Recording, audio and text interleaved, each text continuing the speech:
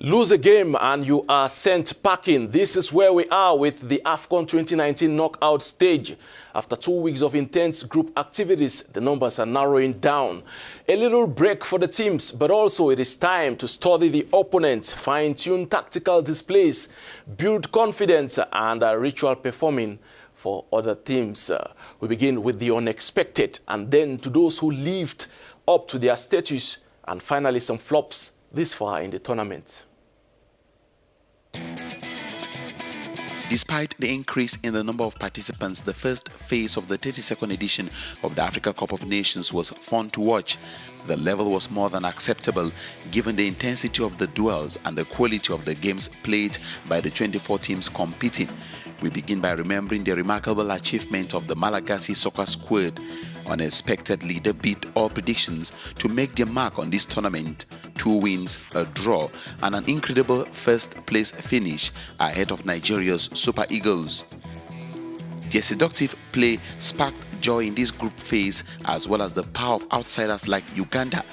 And what about the host country Egypt and its flawless record of 3 straight wins? Only 2 other teams managed to achieve this performance, Algeria and Morocco, the top teams in this group phase. In contrast, Burundi, Tanzania and Namibia had the worst records, leaving the tournament with 0 points each.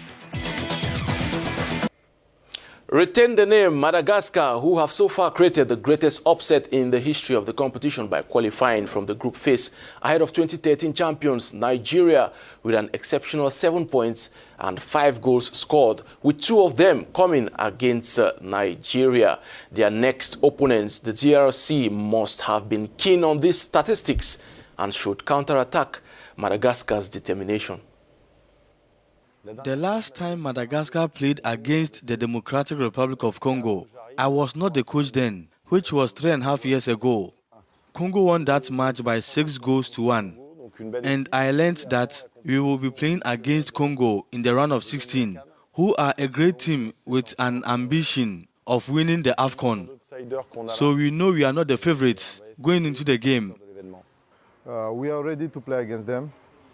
And we know that it will be a great game because Congo, they love to play Cup of Africa. So we are first time, but for me, it will be a good game. Madagascar versus DRC on Sunday, early supper time at 4 p.m. GMT. Interestingly, a statement from the presidency of the country says that President Andry Rajoelina has chartered a 480-seater plane to take football fans to Egypt for the game against the DRC. The flight will leave Antananarivo on Saturday and return immediately after the game that will be on Sunday. But the adventure will not be for free. Tickets cost about $600, including the flight, a seat at the match, as well as meals. Probably more surprise from the island nation, as the president will watch that game in Egypt.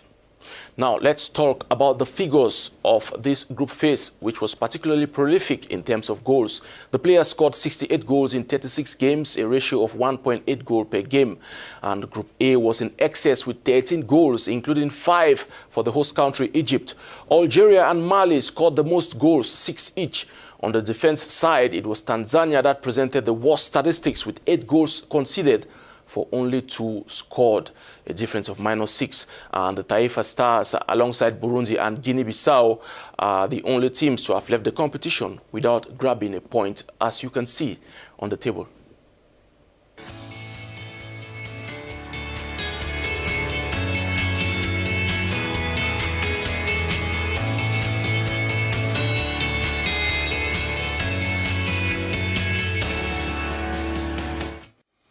Now we hope to relive an equally exciting sequence with more goals and scorers in the knockout games. 11 players currently share the status of the tournament's top scorer with 2 goals each. And all of them are still in the running, with the exception of Kenyan striker Michael Olunga, who by the end of the competition will probably no longer be on the list of top scorers. And then CAF reveals its list of best players at the end of the group matches. The best 11, including two of the most anticipated stars, Mohamed Salah and Sadio Mane, both of whom scored 2 goals in the tournament. It should be noted that Egypt has the lion's share of the 11 with 4 players. And now to wrap, Ugandan players received bonus ahead of Senegal clash. The federation announced in a statement on Wednesday the release of $6,000 bonus to each player so as not to compromise the match against Senegal, which will be coming up this Friday. The players resumed their preparation yesterday after boycotting training on Tuesday. We will be back tomorrow morning with fresh insights from the competition in Egypt as the round of 16 matches kick off on Friday. Bye-bye for now.